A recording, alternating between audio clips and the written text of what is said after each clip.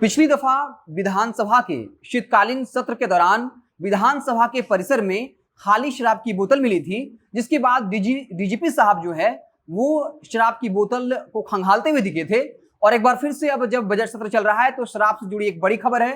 पटना में जो मद्य निषेध विभाग का मुख्यालय है उसके परिसर में लगी गाड़ियों के नीचे से खाली शराब की कई बोतलें मिली हैं और एक बार फिर से अब नीतीश सरकार की फजीयत हो रही है। मेरा नाम लालमोहन कुमार हुआ और हनुमान में लैब टेक्नीशियन के पद पर हूँ। और मैंने जब से यहाँ ज्वाइन किया लगभग ये पांचवा महीना है।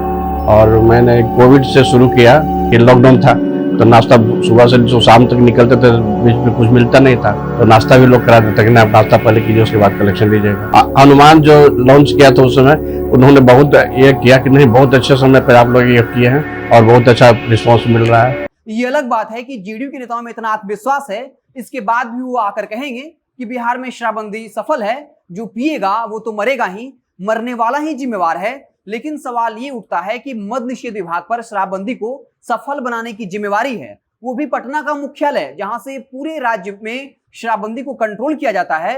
उसी के परिसर में जो लगी गाड़ियां होती हैं उनके नीचे से शराब की जो है खाली बोतलें मिली है। तो सवाल उठेगा कि आखिर वहां परिसर में शराब की खाली बोतलें कहां से आई। आपको याद होगा कुछ दिनों पहले हमने खबर भी किया था, उत्पाद विभाग की एसआई साहब और कुछ और कांस्टेबल लोग थे, उनके पास से 13 शराब की बोतल मिली थी। उन पर यह आरोप लगा कि ये लोग शराब की तस्करी कर रहे थे।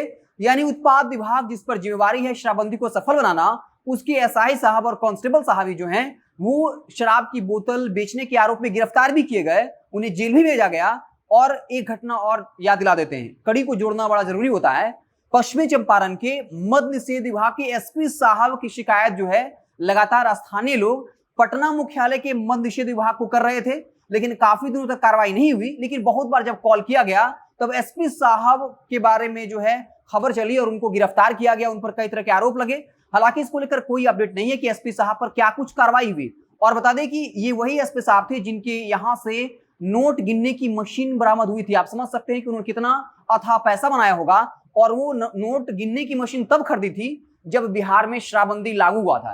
यानी शराबबंदी लागू होते ही बड़े बड़े अधिकारी जो है वो तैयार हो गए थे कि उनको अब बहुत सारा पैसा वो कमाएंगे और गिनने के लिए नोट की मशीन खरीद ली थी। तो लगातार जो है वो अब सरकार पर सवाल उठ रहा है कि जो तमाम पुलिस पदाधिकारी हैं वो भी शराब की तस्करी में गिरफ्तार हो रहे हैं और जो तमाम और पूरे बिहार में शराबबंदी को सफल बनाने की जिम्मेवारी जो है वो मद्य निषेध विभाग के पटना मुख्यालय का है।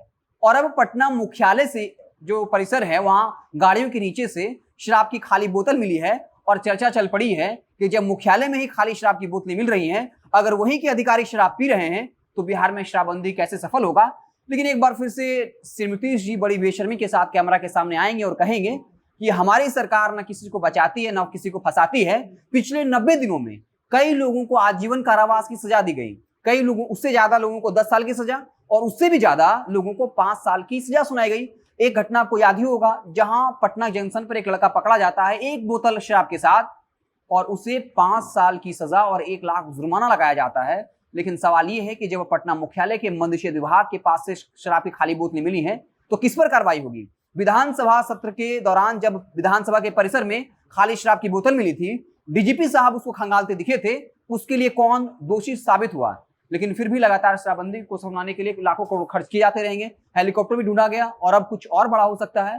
तो जो एक बड़ा सवाल उठ रहा है कि आखिर बिहार में शराबबंदी को लेकर सरकार क्या कुछ कर रही है।